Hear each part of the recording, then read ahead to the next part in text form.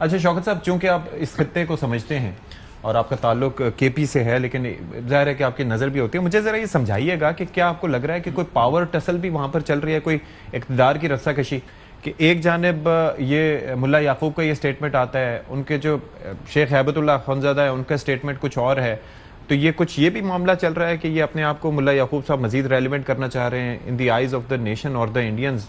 I don't know. नहीं, ये तो खैर अभी ये तो खबरें आ चुकी हैं कि इनके अंदर रेफ्ट तो है, हाँ, इसमें कोई शक नहीं है। और रेफ्ट वो भी है, और ये भी इतलात आ रही है कि जो पाकिस्तान हिमायती हैं उनको उनके ऊपर सख्तियां की जा रही है। लेकिन बार ये तो उनका अपना अंदरूनी मामला है, हमें अपना दिफा देखना है, अपना मुल्क देखना है, हमें अपने बेनिफिट्स को देखना है। अब हम जो बात करते हैं ना ये ऑपरेशनों के, ये ऑपरेशन देखें, हमें तो सबसे ज्यादा अमन हमें जरूरत है ना, और खासतौर पे फाटा के लोगों को जरूरत है, क्योंकि फाटा ज्यादा मुतासर होता है। ये क्यों इस तरह ये चीजें खत्म नहीं हो रही? वो इसलिए कि जब तक देखें दरअंदाजी, जब कोई आता है बाहर से तो उसको पनाह दी जाती है, जब तक पनाह न देना अब तो वो नहीं कर सकता। पनाह जाहिर है वही लोग देते हैं जिनका नुकसान हुआ है माजी में, जिनके नुकसानात हुए हैं, जो कोलेटरल डैमेजेस होते हैं, फिर उनके अंदर गुस्सा आता है। तो हम ये कहते हैं कि इन चीज़ों को कम करने के लिए ये जो अफगानिस्तान का रास्ता ये बंद हो जाए। अगर ये बंद हो जाए तो वहाँ से आना लोग बंद हो जाएंगे ऑटोमेटिकली। फिर ये कि अगर हम ये जो कबायली हैं, जिस तरह सुहेल अफरीदी ने अनाउंस किया है कि 25 को मैं सारे जितने भी हमारे कबायली हैं उनसे मैं मुज़ाकरात करूँगा, और हमें अगर ये लोग इनको एतमाद में ले लिया जाए तो मेरा ये ख्याल नहीं है कि कोई आके बाहर से आके यहाँ पे कोई दहशतगर्दी का कोई वाकया कर ले, इसलिए कि लोकल लोग अगर नहीं छोड़ेंगे तो नहीं कर सकता है कोई। तो यही हम चाहते थे कि लोगों के साथ आप लोगों को एतमाद में लिया जाए, लेकिन लोगों को एतमाद में लिए बगैर इस्लामाबाद में बैठे मेरे भाई बैठे हैं, मैं इनकी इज्जत करता हूँ, फैसले तो हो जाते हैं, ठीक है, आपके पास ताकत है, आपके फैसले आप कर लेते हैं, आप कहीं पे बमबारी हो जाती है कहीं पे, उसके जो कोलेटरल डैमेजेस होते हैं ना उसके असरात फिर बड़े खराब होते हैं। तो हम तो नहीं चाहते कि दहशतगर्दी पनपे या हम दहशतगर्दों को कोई सपोर्ट कर रहे हैं, लेकिन जो असल जड़ है, जो काज है, उसको आप आइडेंटिफाई करें और उस चीज को आप ज़हन में रखें। मैं इसके अंदर सिर्फ एक बात ये ऐड करना चाहता हूँ यूसुफ ज़ई साहब की बात को, कि देखें जो कबायली इलाका था वो मुकम्मल तौर पे खैर पख्तूनख्वा के अंदर जाम हो चुका है, उधर सिविल एडमिनिस्ट्रेशन मौजूद है, बॉर्डर के ऊपर बाढ़ लगी हुई है, बाढ़ के इस तरफ आपकी जो है खैर पख्तूनख्वा FC बैठी हुई है, और उसके अलावा और दीगर सिक्योरिटी के स्काउट्स हैं, सारा कुछ बैठे हुए। तो हमने कब कहा है कि हम ऑपरेशन करना चाहते हैं, ऑपरेशन करने की बार बार हमने कहा है कि जरूरत भी नहीं है। बात यह है कि इस वक्त ऑपरेशन करना या ना करना प्रॉब्लम नहीं है, प्रॉब्लम यह है कि वहां से जब इन्फिल्ट्रेशन होती है तो वो ज़ाहिर है उसका इम्प्लीकेशन ये आता है कि यहाँ पे कहीं ना कहीं धमाके होते हैं, यहाँ कोई हमारे लोग शहीद होते हैं।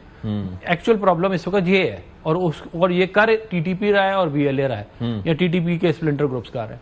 ये है इस प्रॉब्लम को सॉल्व करने के लिए या तो उधर ये माइंडसेट चेंज किया जाए कि ये टेररिस्ट हैं, और वो पॉलिटिकल एडमिनिस्ट्रेशन कर सकते हैं, पॉलिटिकल एडमिनिस्ट्रेशन कर सकती है, और कबायली अमायदीन ज़ाहिर है उनकी सपोर्ट हमें जरूर चाहिए। अच्छा, कि वो बिल्कुल क्या कहते हैं, उनकी सपोर्ट हमें चाहिए कि वो जी शौकत साहब।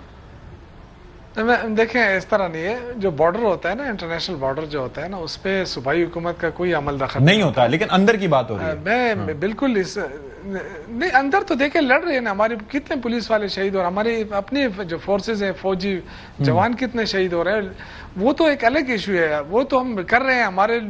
लेकिन जो असल चीज मैं ये कह रहा हूँ कि जो बॉर्डर है ना, इंटरनेशनल बॉर्डर जो है, वो जो क्रॉस बॉर्डर टेररिज्म जिसका नाम दिया जाता है, वो तो वफाकी हुकूमत, इसलिए तो हम कहते हैं कि हमारे साथ बैठे, हम या हमें इजाज़त दें, हमारा कल्चर एक है, हमारी ज़बान एक है, हम उनसे बात करते हैं, जोग्राफियाई तौर पे हम उनके बड़े क्लोज हैं, हमारे साथ जो फाटा के लोग रहते हैं उनके वहाँ रिश्ते हैं, ये तरीका हम इस्तेमाल कर लेते हैं, जरगे इस्तेमाल कर लेते हैं, लेकिन ये कहते हैं नहीं ये खारजा पॉलिसी है, इसमें आप अमल दखल ना करें।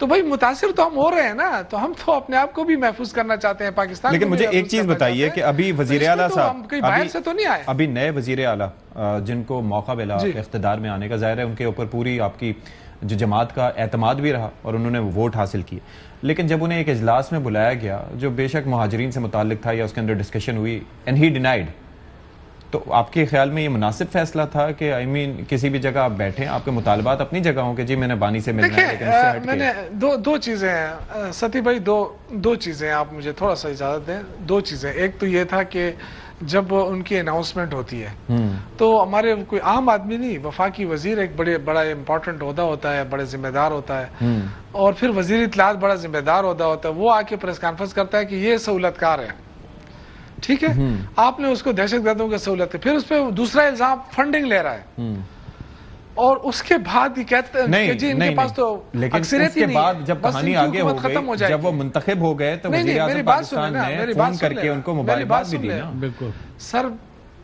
सर मेरी बात सुन लेना, मेरी बात सुन ले। देखें ये माहौल बनाना होता है। देखें आप किसी को इस तरह डिग्रेड करके उसको बेइज्जत करके फिर आप कहें कि आ जाओ मैंने इजलास बुलाया मेरे साथ बैठो बात करो। देखिए ये मैं हमेशा ये सारा एक ही खिता एक ही लोग हैं हम। लेकिन शौकत साहब उसके बाद की मैं बात बता रहा हूँ, आपकी बात को मलूज़े खातिर रखते हुए आपकी बात नहीं उसके बाद नहीं ना तो क्या उससे पहले नहीं जब उनका फोन उठाया अगर उन्हें ग्रीवेंसेस होते हैं तो उससे पहले पे बात ही ना करते, कहते कि जी मुझे मेरे बारे में अता तारर साहब ने ये कहा है, मैं बात नहीं कर रहा, लेकिन उन्होंने बात की, उन्होंने एक्सेप्ट की। सती भाई मैं देखे मैं बड़े एहतराम के साथ आपने कोई ये कहा है कि माजरत कर ली है कि जी हमारे वज़रा ने जो आपके खिलाफ प्रेस कॉन्फ्रेंस की थी वो गलत थी? अच्छा, तो और ये जो धमकियां मिल रही थी कि जी इनके पास बंदे ही नहीं है।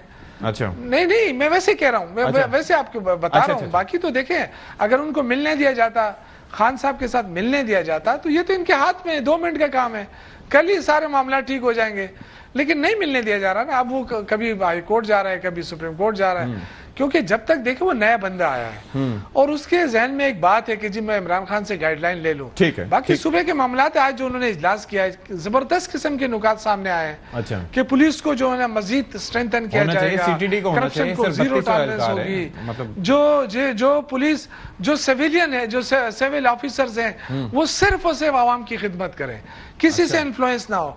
मतलब ये सारी चीजें हैं ना कि अगर गुड गवर्नेंस आती है, करप्शन खत्म होती है, तो इसके लिए तो वो इकदाम कर रहा है। लेकिन देखिए मैं ये अर्ज करूं अगेन आखिरी कि खुदा के लिए वफाकी हुकूमत सिर्फ ताकत का इस्तेमाल ना करे, ये आए और हमारे मैंडेट का एहतराम करे। 4.5 करोड़ आवाम ने उनको मैंडेट दिया है। क्या तिलाल चौधरी साहब ने, तारड़ साहब ने कहीं पे माजरत कर ली है कि वो जो इल्जाम लगाया था? क्या इल्जाम लगाना इसी तरह आसान है? हम इल्जाम लगाते हैं हमारे खिलाफ तो फौरन पी का कानून नाफिज कर देते हैं। मैं पूछ लेता हूँ अफनान साहब जी, मौका दे दें अगर वो मिलना चाह रहे हैं। जाहिर है कि मतलब ये कि वो चाह रहे हैं कि काबीना उनकी बन जाए और सारा कुछ हो जाए, और फिर वो कह रहे हैं इल्जाम तराशी पे थोड़ी माफी। देखें बात ये है कि एक आध दफ़ा मिलना तो मेरा नहीं ख्याल कि मसला हो सकता है, लेकिन अगर वो ये समझते हैं कि वो कोई एक सिस्टम बना सकते हैं कि रोजाना उनकी मुलाकात हो। एक दफा ही नहीं हुई ना, मसला उनका यही है कि कह रहे हैं कि मैं जब तक गाइडलाइन नहीं। देखें बात ये है कि आपको वज़ीर आला उन्होंने बना दिया है, अब आप परफॉर्म करके दिखाएं। 13 साल तो वैसे ही, 12 साल से तो वैसे ही आपकी वहाँ पे हुकूमत है, और जो परफॉर्मेंस 12 साल में सूबे के साथ हुआ है वो भी सारे पाकिस्तान के सामने है। तो मेरा ख्याल है वक्त नहीं ज़ाया करना चाहिए, आप अपनी परफॉर्मेंस दिखाएं। लेकिन आप इस बात के हक में कि एक आध दफा मुलाकात में कोई हर्ज नहीं है। ये तो जाहिर है कि आपकी जमात से भी अगर कोई वज़ीर आला बने तो वो भी जाहिर है कि मशवरे के लिए बड़े मियाँ साहब के पास, या इस तरीके से कोई इसमें हर्ज तो नहीं है। पार्टी लीडर से इंसान पूछते हैं। मुलाकातें जितनी इमरान खान साहब की अपनी हुई हैं, कितनी किसी भी फॉर्मर प्राइम मिनिस्टर की जेल में नहीं हुई।